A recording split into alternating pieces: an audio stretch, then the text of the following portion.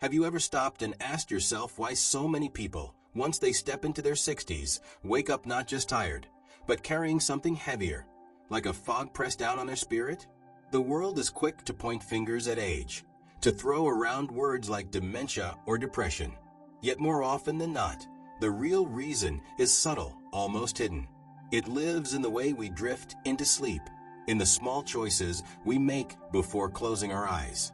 Every night the brain is designed to step into a holy rhythm, a rhythm of repair, of cleansing, of weaving yesterday's memories into the fabric of who we are.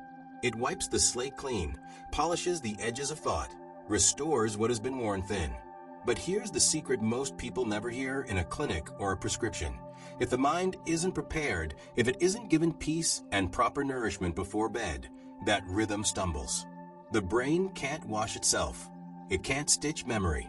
It can't heal. What begins as a forgotten name here, a misplaced moment there, can harden into something that steals joy far deeper. Aging doesn't mean dullness. Growing old isn't a curse. The fire inside us isn't meant to fade into confusion or gloom. Foggy mornings, scattered thoughts, that sense of heaviness, those aren't destiny. They're symptoms of neglect. Quiet neglect, the kind that comes from not knowing better. And the good news? It can be reversed. That's why I want to walk beside you and share 5 small but powerful rituals you can carry into your nights. These aren't gimmicks or fleeting tricks. They're steady habits, truths stitched together from both modern science and ancient wisdom. Practices that have lifted thousands of weary souls back into clarity and calm. By the time we're done, you'll not only understand why so many older hearts wrestle with brain fog, but you'll also hold in your hands the simple tools to start turning it around. Tonight. So where does this begin? Not with another bottle of pills. Not with the latest workout trend. It begins where life itself begins. At the table, in the choices you make an hour before your head meets the pillow. We've all heard the chorus, don't eat at night. For the younger body, maybe that works. But once we pass 60, the rules shift. Going to bed on an empty stomach is like stripping fuel from the very engine that's trying to repair you. As years pass, the brain's metabolism grows more sensitive, less tolerant of long fasts. Starve it through the night, and stress sneaks in. The body clenches. The mind runs dry. Back in 2016, a study revealed what many elders already whispered with tired eyes. Stretch the fast too long, and stress hormones rise, blood sugar falters, memory slips. It's like asking someone to run barefoot in the desert with no water. You can't expect strength from a body that's deprived. The answer isn't feasts or late-night indulgence. It's nourishment that comforts instead of weighs down. A gentle bowl of broth, a soft egg, a little protein, a little peace. Each bite is a whisper to your nervous system. You're safe. You're cared for. You can rest now. And once the body is quieted, another doorway opens through your breath. Most of us never think about how we breathe. We just do it. But after 60, the way you breathe before sleep can shape the depth of your rest. The lungs are like instruments the mind listens to. Their rhythm sends messages. Danger or safety, alarm or peace. Stress pulls us into shallow, hurried breaths. That locks the body in fight or flight. In that state, the brain can't cleanse itself. But slow, deep breathing unlocks the opposite. It carries us into rest and digest, the doorway to healing sleep. Modern research echoes what ancient wisdom has sung for centuries. Just 5 minutes of calm breathing, with exhalations longer than inhalations, lowers stress, slows the heart, and invites the brain into restoration. It's like flipping the switch from chaos to calm. Here's a simple practice. Place a hand on your belly. Inhale gently for 4 counts. Exhale slowly, fully, for 6 counts. Do this for 5 minutes. Each wave of breath rocks your mind into peace. Each wave whispers, you're safe, you're held, you can let go. And yet, even with food and breath in harmony, there's one more layer we often overlook, the world around us. Because your brain doesn't tell time by a clock. It listens to signals. Light, sound, temperature. These are the storytellers of your inner rhythm. Bright screens before bed dim the very hormone that cradles you into sleep, melatonin. Noise, clutter, glowing phones, they all tell the brain it's still daytime. So let me ask you, what story does your room tell your mind? I once knew a woman, a painter in her 60s, whose heart was filled with colors, but whose nights were restless. Her home was warm, but her evenings were flooded with noise and light, television flashing, phone buzzing, headlines running endlessly. She thought insomnia was her enemy, but one gentle shift changed everything. She set the screens aside, lit a single candle, opened a book of poetry. That night she told me with tears shining, "It feels like my mind finally exhaled."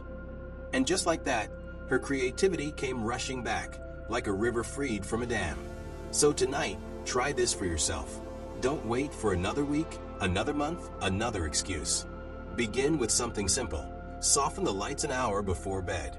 If you can, trade the harsh glow of a bulb for the flicker of a candle. Let the cool night air drift in through a cracked window and brush across your skin. Set your phone outside the room, because that glowing screen has no business lying next to your pillow. And then in the stillness, choose something that settles the soul. A page from a story that still makes you smile, a passage that stirs your faith, or even the quiet gift of silence. When your space becomes a sanctuary, your spirit finally learns how to let go. But peace in the room alone won't carry you through the night. There's a deeper thread, gratitude. Gratitude doesn't have to be grand or poetic. Sometimes it's nothing more than whispering to yourself, "Today wasn't perfect, but there was still goodness here." And here's what's beautiful. Science has only confirmed what the heart has always known. Gratitude isn't fluffy sentiment, it's medicine. Those who pause each night to name 3 blessings don't just fall asleep faster, they sleep deeper. Studies show gratitude eases stress, calms inflammation, strengthens memory. Why? Because gratitude releases what worry chains down. It awakens dopamine and serotonin, the brain's own balm for peace and joy. Gratitude is like tucking your thoughts beneath a blanket woven with hope. I think of an older man I once spoke with, his nights filled with racing fears of tomorrow and regrets of yesterday. I gave him a notebook and one simple task: before bed, write 3 small blessings, no matter how ordinary. A week later, his voice broke with relief.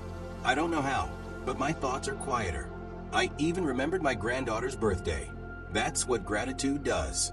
It shifts the soul from pressure into peace. So take 2 minutes tonight. Write down 3 things: a warm drink, a kind glance, the softness of your pillow. Don't judge them, just name them, and feel the weight roll off your shoulders as your spirit exhales. And when gratitude finds its rhythm, another step emerges: rhythm itself. Our bodies crave rhythm more than they crave food or even breath. A steady cadence, a predictable flow. That's how the inner clock knows when to heal, when to release, when to guard. But scatter your evenings: dinner at 6 one night, 9 the next, sometimes reading, sometimes scrolling, and the brain is left stranded in confusion. It doesn't know when to rest. It lingers in limbo, but give it rhythm and trust returns. Science tells the same story. Older adults who built steady evening routines tested sharper in memory than those who lived in scattered patterns. It wasn't diet, it wasn't medication, it was rhythm. I think of a retired nurse who cared for everyone but forgot herself. Her diet was clean, her walks consistent, yet her memory still dulled. It wasn't until she saw the chaos in her nights that she chose change. Same light meal each evening, same quiet stretch, same gentle book before bed. Soon she told me, "My mornings feel sharper now, as if my brain finally understands when to rest." So here's my challenge. For the next 7 nights, choose rhythm. Eat that light snack at the same time. Sit in the same corner for your breathing. Light that candle. Read that poem. Repeat it in the same order. You're not chaining yourself to habit. You're building a refuge your mind can finally trust. And when it trusts, healing comes, memory strengthens, sleep deepens. As we close this path, carry this with you. Growing older doesn't mean surrendering clarity. It doesn't mean letting yourself dissolve into fog.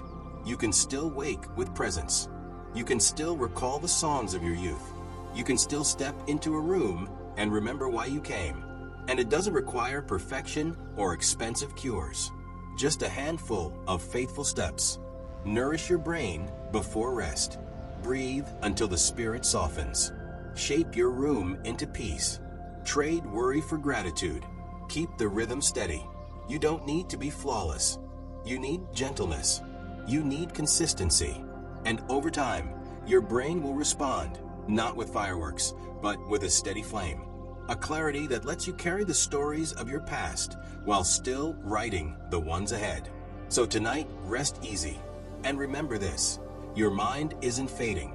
It's waiting for you to nourish it, steady it, trust it again.